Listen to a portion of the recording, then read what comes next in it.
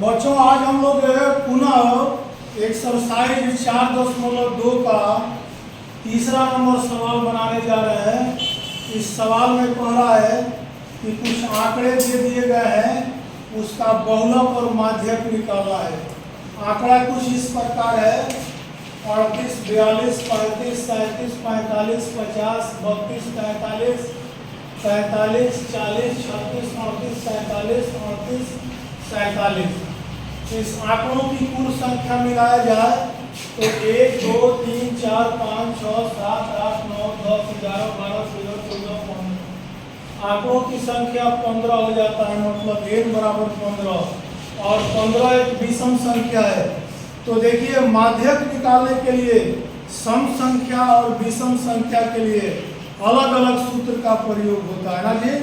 जब आंकड़े में कुल संख्या विषम संख्या के रूप में है तो पहले क्या करेंगे कि इन आंकड़ों को आरोही क्रम में सजा लेंगे या अवरोही क्रम में सजा लेंगे। आरोही क्रम मतलब बढ़ते हुए क्रम में तो सजाया गया। देखिए 32, 35, 36, 37, 38 3 बार आया है तो 3 बार लिख दिया गया है। 40, 42, 43, 43, 43 3 बार आया है। 45, 47, 50। अब देखेंगे माध्यक निकालने के लिए जब आंकड़ा विषम संख्या के रूप में होता है तो उसके लिए सूत्र होता है n+1/2वां पद। n का मतलब 15 रखेंगे प्लस 1/2वां पद 16/2वां पद 16/2 मतलब 8वां पद।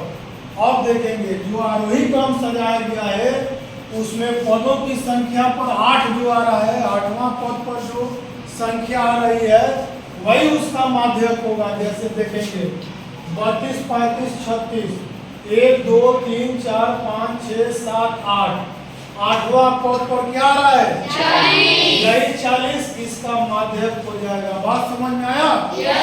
अब बहुलक निकालने के लिए इस तरह का डाटा तैयार करेंगे।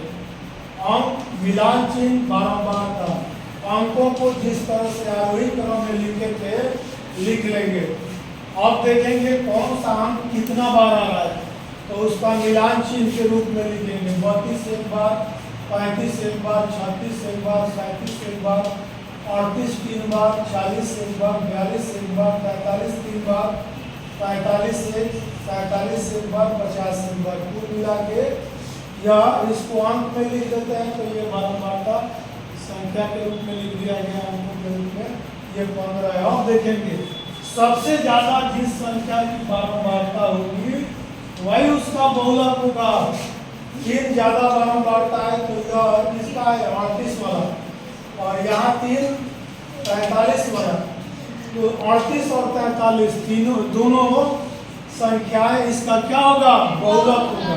क्या होगा? हाँ, तो बारंबारता सारणी बनाने के पहले आप देख लेंगे कि जब बारंबारता सारणी बन जाती है तो आप देखेंगे कि सबसे ज्यादा किस संख्या की बारंबारता आ रही है।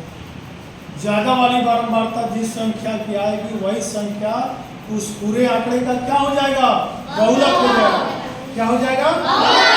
बात समझ में आई है? तो कृपया अपनी नोटबुक पर इसे अंकित कर लें। धन्यवाद।